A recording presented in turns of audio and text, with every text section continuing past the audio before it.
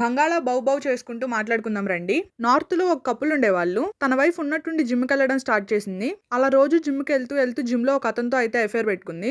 ఈ విషయం తన హస్బెండ్ కి తెలిసిపోయింది. అయినా కూడా తనేం చేయలేదు, 2 మాటలని వదిలేశాడు. కానీ తన వైఫ్, ఆ అఫేర్ పెట్టుకున్న అతను ఇద్దరు కలిసి తన హస్బెండ్ అయితే చంపేయాలని ప్లాన్ వేశారు. అతన్ని చంపేస్తే వీళ్ళిద్దరు జాలీగా తిరగచ్చు అనుకున్నారేమో. ప్లాన్ ఏ వచ్చేసి ఒక అతనికి డబ్బులు ఇచ్చి లారీతో గుద్దేయమని చెప్పారు. గుద్దిచ్చారు కూడా. అన్ఫార్చునేట్లీ అతను చనిపోలేదు. కానీ తన 2 కాళ్ళు పోయాయి. అయినా కూడా వదలలేదు. మళ్ళీ ప్లాన్ బి వేశారు. అదే వ్యక్తికి మళ్ళీ డబ్బులు ఇచ్చి అలానే ఒక గన్ను కూడా ఇచ్చి వాళ్ళ ఇంట్లోనే చంపించారు. తన హస్బెండ్ ని చంపేటప్పుడు ఆ నంగనాచి కూడా ఇంట్లోనే ఉంది. తన హస్బెండ్ చనిపోయిన తర్వాత అయ్యో నా హస్బెండ్ ని చంపేశారా అని ఏడుస్తూ నాటకాలు ఆడింది.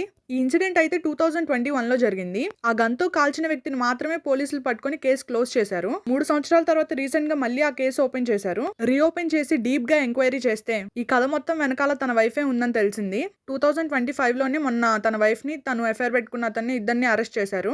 మనిషిని పుట్టించే హక్కే మనకుంది, మనిషిని చంపేసే హక్కు మనకు లేదు. ఇదైతే అందరు గుర్తుపెట్టుకోవాలి. నా బంగాళా బాబు అదిరిపోయింది.